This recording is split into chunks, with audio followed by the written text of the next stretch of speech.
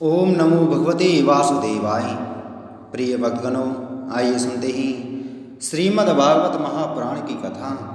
प्रिय भक्तगणों, आज की कथा में हम श्रवण करेंगे सप्ताह यज्ञ की विधि।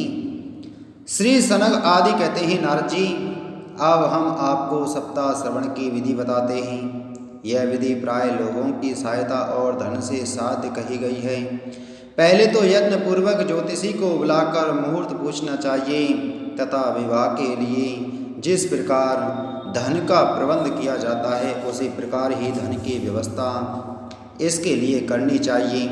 कथा आरंभ करने में भाद्रपद, आश्विन, कार्तिक, मार्गशीर्ष, आषाढ़ और श्रावण ये 6 महीने श्रोताओं के लिए मोक्ष की प्राप्ति के कारण हैं। देवर्षि इन महीनों में भी भद्रा, व्यतिपात आदि कुयोगों को सर्वथा त्याग देना चाहिए तथा दूसरे लोग जो उत्साही हों उन्हें अपना सहायक बना लेना चाहिए। फिर प्रयत्न करके देश देशांतरों में यह संवाद भेजना चाहिए कि यहाँ कथा होगी। सब लोगों को सपरिवार पधारना चाहिए। स्त्री और शूद्र आदि भागवत कथा एवं कीर्तन से दूर पड़ गए हैं उनको भी सूचना हो जाए, ऐसा प्रबंध करना चाहिए। देश देश में जो विरक्त वैष्णव और हरि कीर्तन के प्रेमी हों उनके पास निमंत्रण पत्र अवश्य भेजें। उसे लिखने की विधि इस प्रकार बताई गई है। महानुभावों, यहाँ 7 दिन तक सत्पुरुषों का बड़ा दुर्लभ समागम रहेगा और अपूर्व रसमयी श्रीमद् भागवत की कथा होगी। आप लोग भगवत रस के रसिक हैं, अतः श्रीमद् भागवत अमृत का पान करने के लिए प्रेम पूर्वक शीघ्र ही पधारने की कृपा करें। यदि आपको विशेष अवकाश ना हो तो भी एक दिन के लिए तो अवश्य ही कृपा करनी चाहिए, क्योंकि यहाँ का तो एक क्षण भी अत्यंत दुर्लभ है। इस प्रकार विनय पूर्वक उन्हें निमंत्रित करें और जो लोग आए उनके लिए यथोचित निवास स्थान का प्रबंध करें। कथा का श्रवण किसी तीर्थ में, वन में अथवा अपने घर पर भी अच्छा माना गया है। जहाँ लंबा चौड़ा मैदान हो वहीं कथा स्थल रखना चाहिए। भूमि का शोधन, मार्जन और लेपन करके रंग बिरंगी धातुओं से चौक पूरे घर की सारी सामग्री उठाकर एक कोने में रख दे। 5 दिन पहले से ही यत्न पूर्वक बहुत से बिछाने के वस्त्र एकत्रित कर ले और तथा केले के खम्भों से शोभित एक ऊंचा मंडप तैयार कराए। उसे सब ओर फल, पुष्प, पत्र और चंदेवों से अलंकृत करें तथा चारों ओर झंडियां लगाकर तरह तरह के सामानों से सजा दें। उस मंडप में कुछ ऊंचाई पर 7 विशाल लोकों की कल्पना करें और उनमें विरक्त ब्राह्मणों को बुलाकर बैठाए। आगे की ओर उनके लिए वहां यथोचित आसन तैयार रखें। इनके पीछे वक्ता के लिए भी एक दिव्य सिंहासन का प्रबंध करें। यदि वक्ता का मुख उत्तर की ओर रहे तो श्रोता पूर्वाभिमुख होकर बैठे और यदि वक्ता पूर्वाभिमुख रहे तो श्रोता को उत्तर की ओर मुख करके बैठना चाहिए अथवा वक्ता और श्रोता को पूर्व मुख होकर बैठना चाहिए। देश काल आदि को जानने वाले महानुभावों ने श्रोता के लिए ऐसा ही नियम बताया है जो वेद शास्त्र की स्पष्ट व्याख्या करने में समर्थ हो, तरह तरह के दृष्टांत दे सकता हो तथा विवेकी और अत्यंत निष्प्रय हो। ऐसे विरक्त और विष्णु भक्त ब्राह्मणों को वक्ता बनाना चाहिए। श्रीमद् भागवत के प्रवचन में ऐसे लोगों को नियुक्त नहीं करना चाहिए जो पंडित होने पर भी अनेक धर्मों के चक्कर में पड़े हुए स्त्री लंपट एवं पाखंड के प्रचारक हों। वक्ता के पास ही उसकी सहायता के लिए एक वैसा ही विद्वान और स्थापित करना चाहिए, वह भी सब प्रकार के संशयों की निवृत्ति करने में समर्थ और लोगों को समझाने में कुशल हो। कथा प्रारंभ के दिन से एक दिन पूर्व व्रत ग्रहण करने के लिए वक्ता को क्षौर करा लेना चाहिए तथा अरुणोदय के समय शौच से निवृत्त होकर अच्छी तरह स्नान करें और संध्या आदि अपने नित्य कर्मों को संक्षेप से सप्ताह समाप्त करके कथा के विघ्नों की निवृत्ति के लिए गणेश जी का पूजन करें। तदंतर पितृगण का तर्पण कर पूर्व पापों की शुद्धि के लिए प्रायश्चित करें और एक मंडल बनाकर उसमें श्रीहरि को स्थापित करें। फिर भगवान श्री कृष्ण को लक्ष्य करके मंत्रोच्चारण पूर्वक क्रमशः षोडशोपचार विधि से पूजन करें। और उसके पश्चात प्रदक्षिणा तथा नमस्कार आदि कर इस प्रकार स्तुति करें। करुणा निधान, मैं संसार सागर में डूबा हुआ और बड़ा दीन हूँ। कर्मों के मोह रूपी ग्रह ने मुझको पकड़ रखा है। आप इस संसार सागर से मेरा उद्धार कीजिए। इसके पश्चात धूप दीप आदि सामग्रियों से श्रीमद् भागवत की भी बड़े उत्साह और प्रीति पूर्वक विधि विधान से पूजा करें। फिर पुस्तक के आगे नारियल रखकर नमस्कार करें और प्रसन्न चित्त से इस प्रकार स्तुति करें। श्रीमद् भागवत के रूप में आप साक्षात श्री कृष्ण चंद्र ही विराजमान हैं। नाथ, मैंने भवसागर से छुटकारा पाने के लिए आपकी शरण ली है। मेरा यह मनोरथ आप बिना किसी विघ्न बाधा के सांगोपांग पूरा करें। केशव, मैं आपका दास हूँ। इस प्रकार दीन वचन कहकर फिर वक्ता का पूजन करें, उसे सुंदर वस्त्राभूषणों से विभूषित करें और फिर पूजा के पश्चात उसकी इस प्रकार स्तुति करें। सुख स्वरूप भगवान, आप समझाने की कला में कुशल और सब शास्त्रों में पारंगत हैं। कृपा इस कथा को प्रकाशित करके मेरा अज्ञान दूर करें। फिर अपने कल्याण के लिए प्रसन्नतापूर्वक उसके सामने नियम ग्रहण करें और 7 दिनों तक यथाशक्ति उसका पालन करें। कथा में विघ्न न हो इसके लिए 5 ब्राह्मणों को और वरण करें। वे द्वादशाक्षर मंत्र द्वारा भगवान के नामों का जप करें। फिर ब्राह्मण अन्य विष्णु भक्त एवं कीर्तन करने वालों को नमस्कार करके उनकी पूजा करें और उनकी आज्ञा पाकर स्वयं भी आसन पर बैठ जाए। जो पुरुष लोक संपत्ति धन घर और पुत्र आदि की चिंता छोड़कर शुद्ध चित्त से केवल कथा में ही ध्यान रखता है, उसे इसके श्रवण का उत्तम फल मिलता है। बुद्धिमान वक्ता को चाहिए कि सूर्योदय से कथा आरंभ करके 3:30 पहर तक मध्यम स्वर से अच्छी तरह कथा बाँचें। दोपहर के समय 2 घड़ी तक कथा बंद रखें। उस समय कथा के प्रसंग के अनुसार वैष्णवों को भगवान के गुणों का कीर्तन करना चाहिए। व्यर्थ बातें नहीं करनी चाहिए। कथा के समय मल मूत्र के वेग को काबू में रखने के लिए अल्पाहार सुखकारी होता है, इसलिए श्रोता केवल एक ही समय हविष्यान्न भोजन करें। यदि शक्ति हो तो 7 दिन निराहार रहकर कथा सुने अथवा केवल घी या दूध पीकर सुखपूर्वक श्रवण करें अथवा फलाहार या एक समय ही भोजन करें। जिससे जैसा नियम सुविते से सध सकें उसी को कथा श्रवण के लिए ग्रहण करें। मैं तो उपवास की अपेक्षा भोजन करना अच्छा समझता हूँ, यदि वह कथा श्रवण में सहायक हो। यदि उपवास में श्रवण में बाधा पहुँचती हो तो वह किसी काम का नहीं। नारद जी, नियम से सप्ताह सुनने वाले पुरुषों के नियम सुनिए। विष्णु भक्त की दीक्षा से रहित पुरुष कथा श्रवण का अधिकारी नहीं है। जो पुरुष नियम से कथा सुने उसे ब्रह्मचर्य से रहना, भूमि पर सोना और नित्य प्रति कथा समाप्त होने पर पत्तल में भोजन करना चाहिए। दाल, मधु, तेल, गरिष्ठ अन्न, भाव दूषित पदार्थ और बासी अन्न, इनका उसे सर्वदा ही त्याग करना चाहिए। काम, क्रोध, मद, मान, मत्सर, लोभ, दम्भ, मोह और द्वेष को तो अपने पास भी नहीं फटकने देना चाहिए।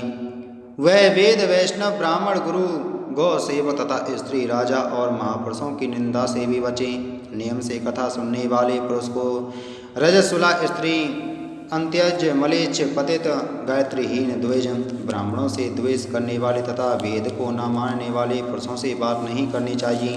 सर्वदा सत्य, शौच, दया, मौन, सरलता, विनय और उदारता का बर्ताव करना चाहिए। धनहीन, क्षय रोगी, किसी अन्य रोग से पीड़ित, भाग्यहीन, पापी, पुत्रहीन और मुमुक्षु भी यह कथा श्रवण करें।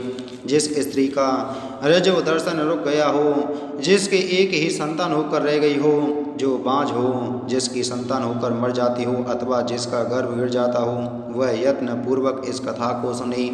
ये सब यदि विधिवत कथा सुने तो इन्हें अक्षय फल की प्राप्ति हो सकती है। यह अति उत्तम दिव्य कथा करोड़ों यज्ञों का फल देने वाली है। इस प्रकार इस व्रत की विधियों का पालन करके फिर उद्यापन करें। जिन्हें इसके विशेष फल की इच्छा हो वे जन्माष्टमी व्रत के समान ही इस कथा व्रत का उद्यापन करें। किंतु जो भगवान के अकिंचन भक्त हैं उनके लिए उद्यापन का कोई आग्रह नहीं है। वे श्रवण से ही पवित्र हैं, क्योंकि वे तो निष्काम भगवत भक्त हैं। इस प्रकार जब सप्ताह यज्ञ समाप्त हो जाए तब श्रोताओं को अत्यंत भक्ति पूर्वक पुस्तक और वक्ता की पूजा करनी चाहिए। फिर वक्ता श्रोताओं को प्रसाद, तुलसी और प्रसादी मालाएं दे तथा सब लोग मृदंग और झांझ की मनोहर ध्वनि से सुंदर कीर्तन करें, जय जयकार, नमस्कार और शंख ध्वनि का घोष कराए तथा ब्राह्मण और याचकों को धन और अन्न दें। श्रोता विरक्त हो तो कर्म की शांति के लिए दूसरे दिन गीता पाठ करें, गृहस्थ हो तो हवन करें। उस हवन में दसम स्कंद का एक एक श्लोक पढ़कर विधि पूर्वक खीर, मधु, घृत, तिल और अन्न आदि सामग्रियों से आहुति दें अथवा एकाग्र चित्त से गायत्री मंत्र द्वारा हवन करें, क्योंकि तत्वतः यह महाप्राण गायत्री स्वरूप ही है। होम करने की शक्ति न हो तो उसका फल प्राप्त करने के लिए ब्राह्मणों को हवन सामग्री दान करें तथा नाना प्रकार की त्रुटियों को दूर करने के लिए और विधि में फिर जो न्यून अधिकता रह गई हो उसके दोषों की शांति के लिए विष्णु सहस्त्र नाम का पाठ करें। उससे सभी कर्म सफल हो जाते हैं, क्योंकि कोई भी कर्म इससे बढ़कर नहीं है। फिर 12 ब्राह्मणों को खीर और मधु आदि उत्तम उत्तम पदार्थ खिलाए तथा व्रत की पूर्ति के लिए गौ और स्वर्ण का दान करें। सामर्थ्य हो तो 3 तोले सोने का एक सिंहासन बनवाई और उस पर सुंदर अक्षरों से लिखी हुई श्रीमद् भागवत की पोथी रखकर उसकी आह्वान आदि विविध उपचारों से पूजा करे और फिर जितेंद्रियाचार्य को उसका वस्त्र, आभूषण एवं गंध आदि से पूजन कर दक्षिणा के सहित समर्पण कर दें। यों करने से वह बुद्धिमान दाता जन्म मरण के बंधनों से मुक्त हो जाता है। यह सप्ताहपारायण की विधि सब पापों की निवृत्ति करने वाली है। इसका इस प्रकार ठीक ठीक पालन करने से यह मंगलमय भागवत पुराण अभीष्ट फल प्रदान करता है तथा धर्म, अर्थ, काम और मोक्ष चारों की प्राप्ति का साधन हो जाता है, इसमें संदेह नहीं। सनक आदि कहते हैं, नारद जी, इस प्रकार तुम्हें यह सप्ताह श्रवण की विधि हमने पूरी सुना दी। अब और क्या सुनना चाहते हो? इस श्रीमद् भागवत से भोग और मोक्ष दोनों ही हाथ लग जाते हैं। सूत जी कहते हैं, सौनक जी, यों कहकर महामुनि सनक आदि ने 1 सप्ताह तक विधि पूर्वक इस सर्व पाप नाशनी, परम पवित्र तथा भोग और मोक्ष प्रदान करने वाली भागवत कथा का प्रवचन किया।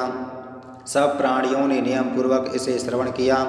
इसके पश्चात उन्होंने विधि पूर्वक भगवान पुरुषोत्तम की स्तुति की। कथा के अंत में ज्ञान, वैराग्य और भक्ति को बड़ी पुष्टि मिली और वे तीनों एकदम तरुण होकर सब जीवों का चित्त अपनी ओर आकर्षित करने लगे।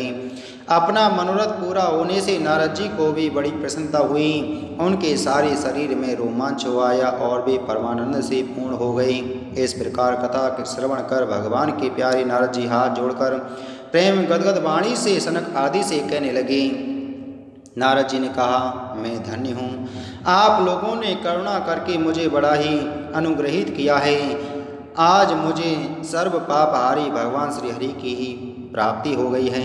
तपोधनो, मैं श्रीमद् भागवत श्रवण को ही सब धर्मों में श्रेष्ठ मानता हूँ, क्योंकि जिसके श्रवण से वैकुंठ गोलोक बिहारी श्री कृष्ण की प्राप्ति होती है।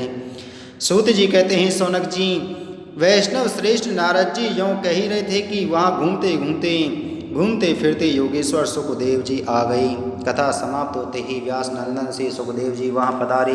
16 वर्ष की सी आयु, आत्मलाभ से पूर्ण ज्ञान रूपी महासागर का संदर्भन करने के लिए चंद्रमा के समान वे प्रेम से धीरे धीरे श्रीमद् भागवत का पाठ कर रहे थे।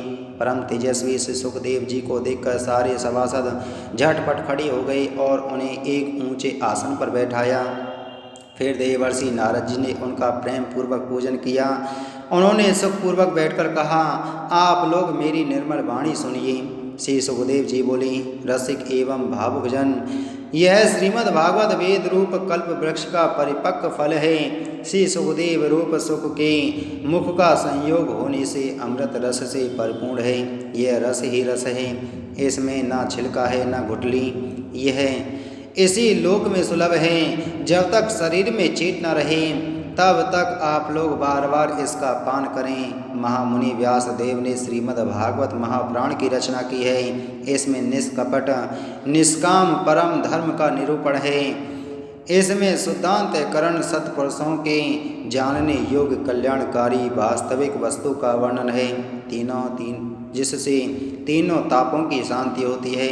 इसका आश्रय लेने पर दूसरे शास्त्र अथवा साधन की आवश्यकता नहीं रहती।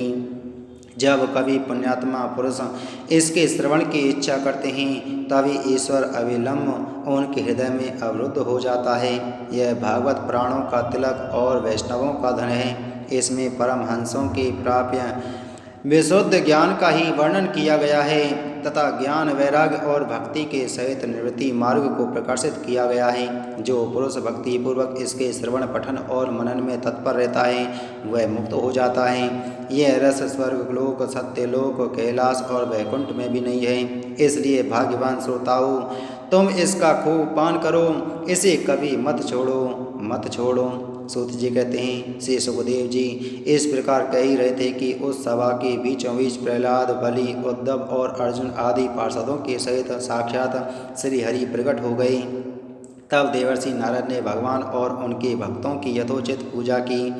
भगवान को प्रसन्न देखकर देवर्षि ने उन्हें एक विशाल सिंहासन पर बैठा दिया और सब लोग उनके सामने संकीर्तन करने लगे। उस कीर्तन को देखने के लिए श्री पार्वती जी के सहित महादेव जी और ब्रह्मा जी भी आए। कीर्तन आरंभ हुआ। प्रहलाद जी तो चंचल गति फुर्तीले होने के कारण करताल बजाने लगे। उद्धव जी ने जहाजें उठा ली। देवर्षि नारद वीणा की ध्वनि करने लगे। स्वर विज्ञान गान विद्या में कुशल होने के कारण अर्जुन राग अलापने लगे। इंद्र ने मृदंग बजाना आरंभ कर दिया। सनक आदि बीच बीच में जयघोष करने लगे और इन सब के आगे सुखदेव जी तरह तरह की सरस अंग भंगी करके भाव बताने लगे। इन सब के बीच में परम तेजस्वी भक्ति ज्ञान और वैराग नटों के समान नाचने लगे। ऐसा अलौकिक कीर्तन देखकर भगवान प्रसन्न हो गए और इस प्रकार कहने लगे, मैं तुम्हारी इस कथा और कीर्तन से बहुत प्रसन्न हूँ। तुम्हारी भक्ति भाव ने इस समय मुझे अपने बस में कर लिया है। अतः तुम लोग मुझसे वर मांगो। भगवान के ये वचन सुनकर सब लोग बड़े प्रसन्न हुए और प्रेमार्थ चित्त से भगवान से कहने लगे, भगवान, हमारी ये अभिलाषा है कि भविष्य में भी जहाँ कहीं सप्ताह कथा हो वहाँ आप इन पार्षदों के सहित अवश्य पधारें। हमारा यह मनोरथ पूर्ण कर दीजिए। भगवान तथास्तु कहकर अंतर्ध्यान हो गए। इसके पश्चात नारद जी ने भगवान तथा उनके पार्षदों के चरणों को लक्ष्य करके प्रणाम किया और फिर सुखदेव जी आदि तपस्वियों को भी नमस्कार किया। कथामृत का पान करने से सब लोगों को बड़ा ही आनंद हुआ। उनका सारा मोह नष्ट हो गया। फिर वे सब लोग अपने अपने स्थानों को चले गए। उस समय सुखदेव जी ने भक्ति को उसके पुत्रों सहित अपने शास्त्र में स्थापित कर दिया। इसी से भागवत का सेवन करने से श्रीहरि वैष्णवों के हृदय में आविराजते हैं। जो लोग दरिद्रता के दुख ज्वर की ज्वाला से दग्ध हो रहे हैं, जिन्हें माया पिशाची ने रौंद डाला है, तथा जो संसार समुद्र में डूब रहे हैं, उनका कल्याण करने के लिए श्रीमद् भागवत सिंहनाद कर रहा है।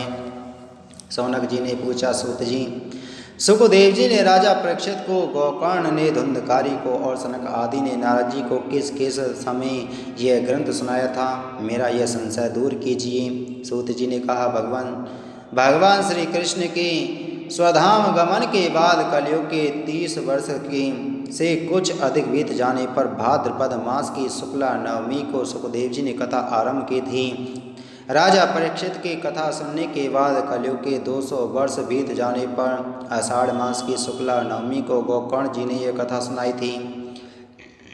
इसके पीछे कलयुग के 30 वर्ष और निकल जाने पर कार्तिक शुक्ला नवमी से सनक आदि ने कथा आरंभ की थी। निष्पाप सौनक जी, आपने जो कुछ पूछा था उसका उत्तर मैंने आपको दे दिया। इस कलयुग में भागवत की कथा भव रोग की रामबाण औषध है।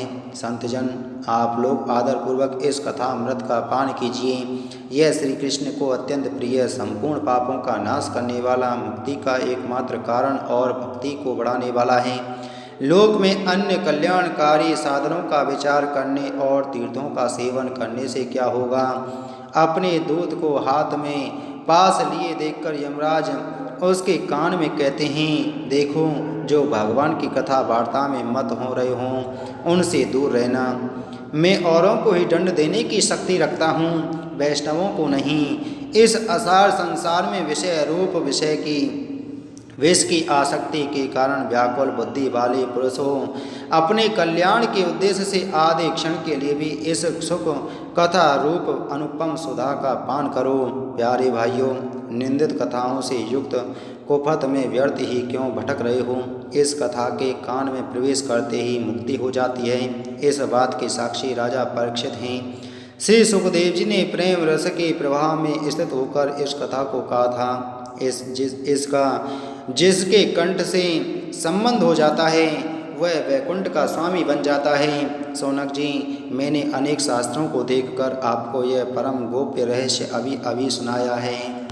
सब शास्त्रों के सिद्धांतों का यही निचोड़ है। संसार में इस सुख शास्त्र से अधिक पवित्र और कोई वस्तु नहीं है। अतः आप लोग परमानंद की प्राप्ति के लिए इस द्वादश स्कंद रूप रस का पान करें। जो पुरुष नियम पूर्वक इस कथा का भक्ति भाव से श्रवण करता है और जो शुद्धांतकरण भगवत भक्तों के सामने इसे सुनाता है, वे दोनों ही विधि का पूरा पूरा पालन करने के कारण इसका यथार्थ फल पाते हैं। उनके लिए त्रिलोकी में कुछ भी असाध्य नहीं रह जाता।